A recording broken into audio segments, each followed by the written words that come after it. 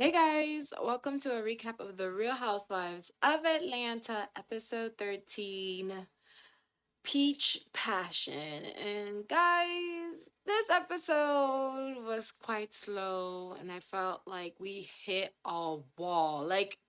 What are the ladies gonna do after this? What are they gonna do after this episode? I just don't see where else they can take us.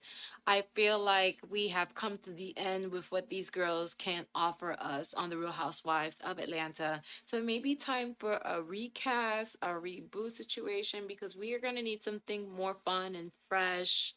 Something that that remind us why we fell in love with the Real Housewives of Atlanta. I just felt like this whole episode was simply a promotion for Kandi, which that's what she should do. She's given a platform and she should use it. But overall, it was quite boring, surprisingly, not surprisingly.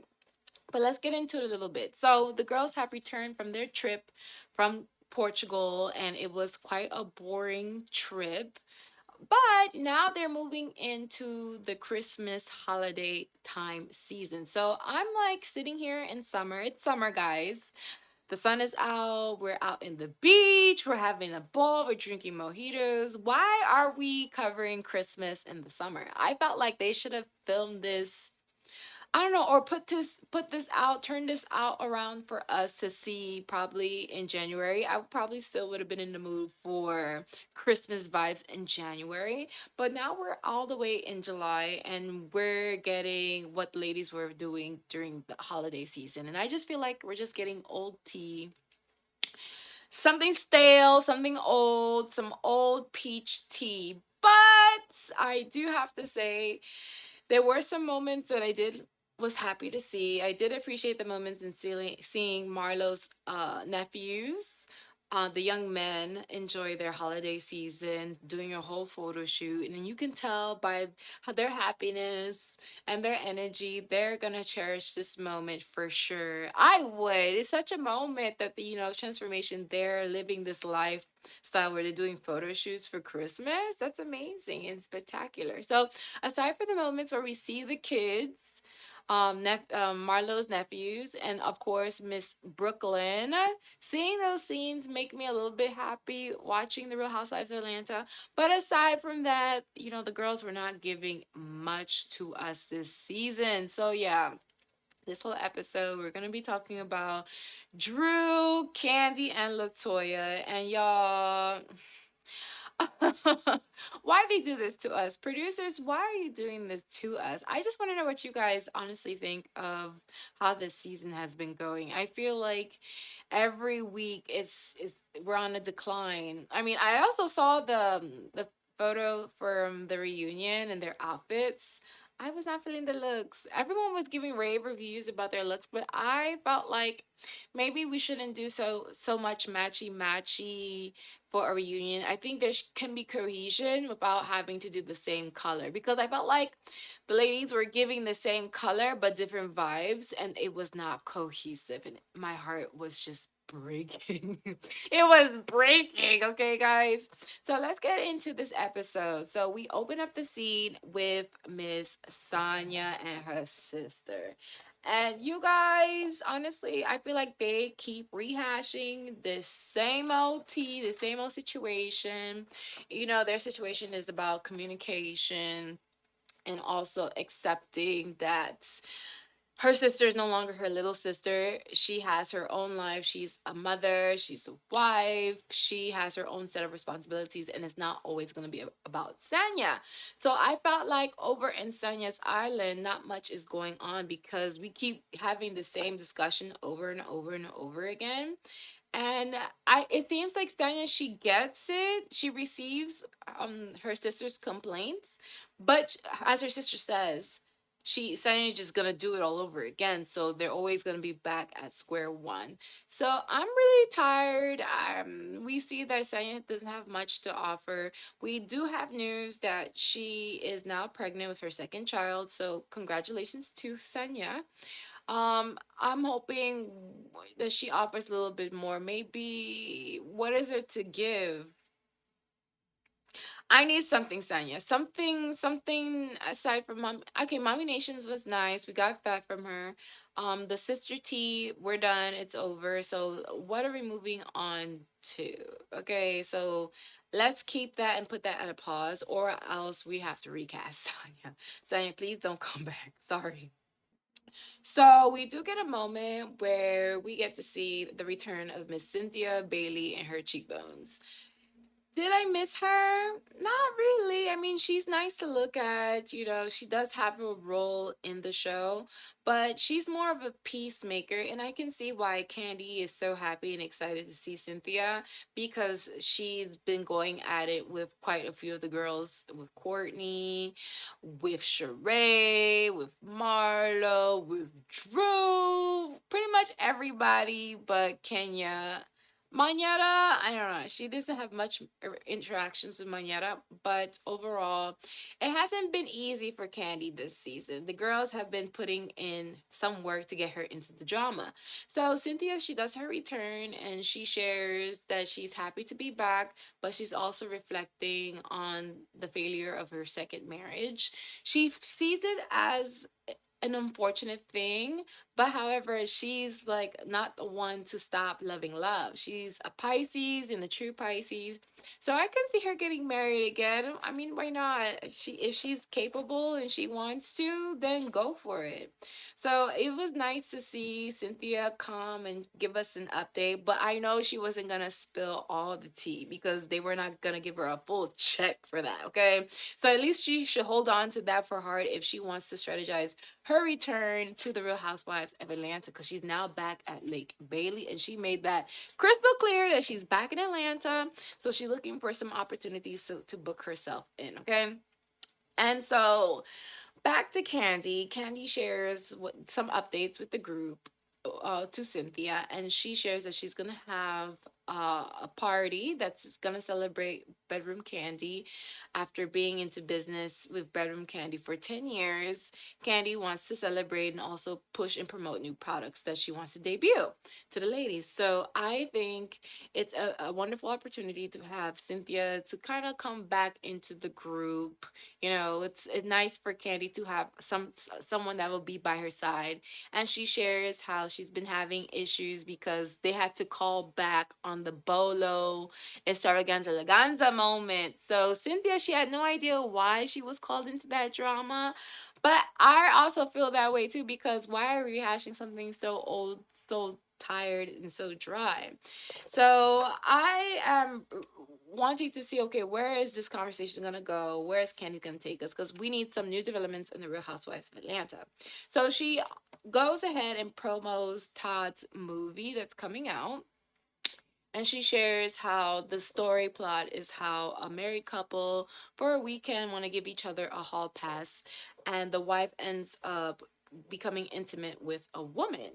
And Cynthia, she's into this whole conversation, but you see how she wants to really get herself into the situation too, as well. She wants to see how she could get a check from this. So she offers to Candy if there's any opportunities that needs high cheekbones, that she is available and ready to work. I just see that, these girls, they're all about their business as they should. Candy, she's such a great friend because she's able to hire and employ her friends into her projects as long as they're able to act. But it's very clear that, these girls, they're not really wanting to give their reality. They want to give what they want to produce to give to us as viewers. I just feel like, as Manera says, when the cameras are rolling, the girls are on, but they're not delivering what we want to see. They want to give out what they perceive is going to give high ratings, but it's not delivering. I feel like us as a collective, we are tired of this old drama, this old peach tea, and we just want the fun shade. Where is the lightness? Where is the fun? Where is the fun, period? That's what I am saying. So we then move on and we get a whole scene that is not centered around Candy and her peach party. But overall, I'm just curious to where this journey is gonna go with the ladies, because I'm not seeing okay what's gonna happen after this episode.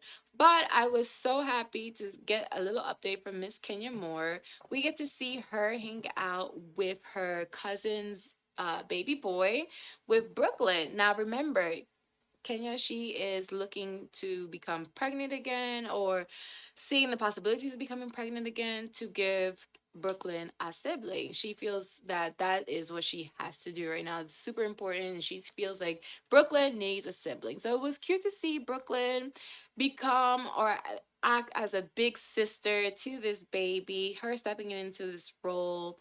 And it was so cute to see her be helpful and offer, her assistance. If she's gonna change some diapers, the baby needs a mask. So it was so cute to see that. And also I enjoyed seeing Brooklyn being a little jealous of the baby, and how Kenya just thought the baby was so cute, and she's sitting there like, I'm cute, I'm cute. So I wish Kenya the best of luck. Whatever is in her destiny will be in her destiny. So let's just put positivity out there. So I like to see that because, Kenya's being real. She's sharing her journey, her experience.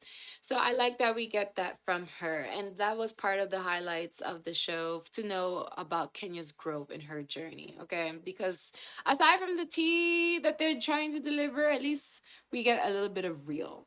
So after this, we got an unnecessary scene. It's an unnecessary scene because what were we doing in Drew's closet? What was the reason to be in Drew's closet? I would get it if we got to see before and after, to see like a whole transformation situation, to be like, wow, oh my God, it looked like that, but now it looks like this. That is amazing, okay? HGTV situation. But no, we see Drew's closet and it's a lot of clutter, it's a lot of disorganization, a lot of stuff. And my biggest pet peeve is different hangers. Okay, the different hangers was getting me. All the purses in on one hanger on a wall. Girl, no, you don't gotta live like that. So she has hired some assistants to help organize her closet. And the team was asking whether or not to do her husband's side of the closet, or what to do with the situation. Drew, she gave the correct response, which is, of course, I gotta also organize my husband's closet too as well. We're together, so it wouldn't be right if my closet is done and his closet is not. But I didn't see how was that gonna work. I felt like there was some stuff that needs to be thrown out first, to see like or some sort of space management for it to be at least, nice. So that's probably why we didn't get a complete a transformation situation. But I felt like this was a necessary scene because they then talk about situation in Portugal. So we have again Drew now trying to convince her husband, as it seems to me, that she didn't kiss Latoya. And I felt like even he was seeing through that, because his face was like, are we really talking about this? And I don't know if he believes her. I'm so curious to hear his thoughts about the whole kissing situation. Does he think it's real? But to me, it just makes me look at Drew a certain way, because she's going really, really, really hard to convince the audience, to convince her friends, to convince her husband, maybe even to convince herself that she did not kiss Latoya. To me, it's perceived as looking guilty, but at the end, there seems to be some sort of confusion situation. But I don't like it because it kind of distracts the whole direction of how the cast is moving and how they're interacting with each other. It's definitely not necessary, okay? This is unnecessary for sure. Now, just before we get into Candy's party, of course, Sheree, the carrier, gotta do her job. Miss Sheree stops by Candy Coated Productions to let Candy know what Drew has been saying behind her back. Now, I feel like this is like, okay, if she's carrying this, that means nothing else is going on. Nothing else is going on. We're just here to kind of play this whole situation out until we get into Drew's divorce situation. So Sheree shares to Candy that Drew has been saying to everyone that Candy is producing stories, producing lies against Drew for a plot for ha ha he he. And of course, Candy is not having any of that because she feels like, out of all the girls, one thing about her is that she is not a liar. Now, she acknowledges that, she's having this party, the Peach Passion Party, and Latoya is invited. Interesting. That is so interesting. But she makes it clear that, she regularly invites Latoya. So Latoya has been at Kandi's event. This is not nothing new. So she will be at the party. So I thought that was really interesting that now we're going to see Latoya and she's going to be on camera. So we're going to see what she has to say about this. But, Latoya is not a reliable source, apparently. So we'll see. So we are at Kandi's event, and of course, your girl, she did the most. The whole event is decorated to the tens. It looks phenomenal, and it serves its purpose. Kandi, she is a businesswoman, so she wants the people to take pictures in her event, post it on social media to blast to the audience. Her products are here 10 years and going, and you should get yourself some, okay? So even Marlo could not hate on this party. She came into this party and she was just wowed. She was impressed. And she actually gave Kandi her accolades to say how well decorated or how well designed this party was. Because the events prior to that was lackluster. All we were getting was brunches and lunches and messed up dinners with no dessert. So I was enjoying the ambiance, the space that definitely was pleasing to me as a viewer watching the show. But now, the ladies, they're just stuck on the whole situation with Drew, Kandi, and Latoya. So they go talking on and on and on and on. And that seems to be the center focus for this season and this season's plot. So we desperately need fresh air. I need someone to come in with that new energy, something. I need that new something. And I think that has to happen if we let go of some people from the past. Okay. Of course, Kandi is utilizing this episode to promote her brand as she should. And the other ladies, they're just taking a back seat. I mean, I wish Kenya was able to showcase the developments from her salon from beginning to end, but we're not getting to see that for some reason. Now, Sheree has her opportunity to promote her brand, She by Sheree, but she let the ladies kind of talk it down and call it She by Shein, and that's kind of have been the running theme. Now, Sanya, she has been all about Mommy Nation, and I did appreciate that episode. I love seeing Kenya being an auctioneer, raising the funds for Sanya. But I wanted to see more, what's next after this. It seems like we need some sort of direction. I feel like maybe all the ladies kind of delved into all their stories and there's nothing more to get into. So it may be that kind of situation. So now we're back at the party, and Latoya, she arrives, and Kandi and Drew have her and pulled her to the side to have a talk. So they talk about the situation, and it seems like Latoya, she is more mad being talked about without her being present than the whole kissing situation. She doesn't seem bothered by that at all. Honestly, she even asks Drew and questions Drew whether she feels Kandi is a genuine person. Why would you think that she would lie about something like this? Which offered more confusion to me because she's not saying that the accusation is false. She's just saying, if Kandi says so, why don't you believe it so? But Drew, she really finessed this one. Drew, she came up with this. She says that, Kandi fantasizes about me and Latoya, obviously. We're just two hot girls, and she's just fantasizing this. And Kandi has had enough. She agrees to disagree and says that she doesn't really care if they kiss or not. It's just that she doesn't want to be called a liar, as no one wants to be called a liar. So I understood that. But how I pull away from the situation is that Latoya cannot be consistent. She is not helping Drew, and Drew is just observing to see how Latoya is going to move. And I am just so confused by this whole situation. But at the end, we get a scene from production to show where Kandi in her Speak On It podcast on YouTube, she shares that, you know, that if she has misjudged the situation, she does accepts that she is wrong, which is kind of to give way to Drew to say that maybe Candy didn't see what she thought she saw, but there's other witnesses to this. So what about the other witnesses? So this is a whole bunch of delusion. This is a whole bunch of delusion that's pulling away, and I feel like bringing down the Real Housewives of Atlanta. And I just want fun shade, as I mentioned before. I just want fun, period.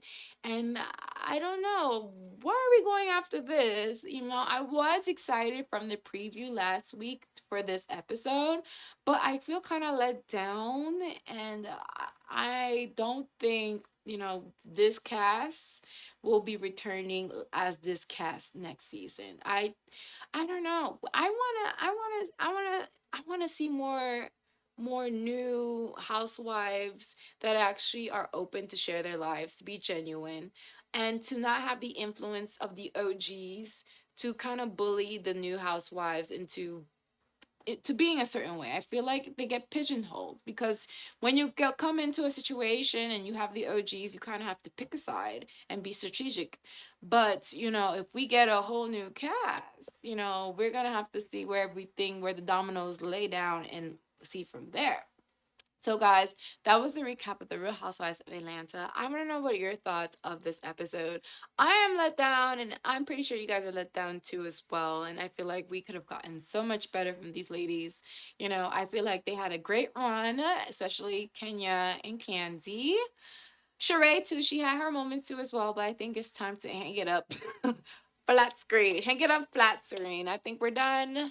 And we need something new and something fresh. And I want to know what their thoughts of what they feel of our attitudes are. I hope they can be genuine enough to know that this was a whack episode. But kudos to Kandi for using this episode as a promo for her brand. So even if she was no longer on this platform, she will still continue and be profitable because she already has laid the foundation, the seeds in all of us to for us to, you know that she's here and she's present as a business owner, as a restaurant owner, as a movie person, you know, as a singer, everything pretty much. That's amazing and something that I aspire to as well. So guys, as always, do not forget to like, share, and subscribe.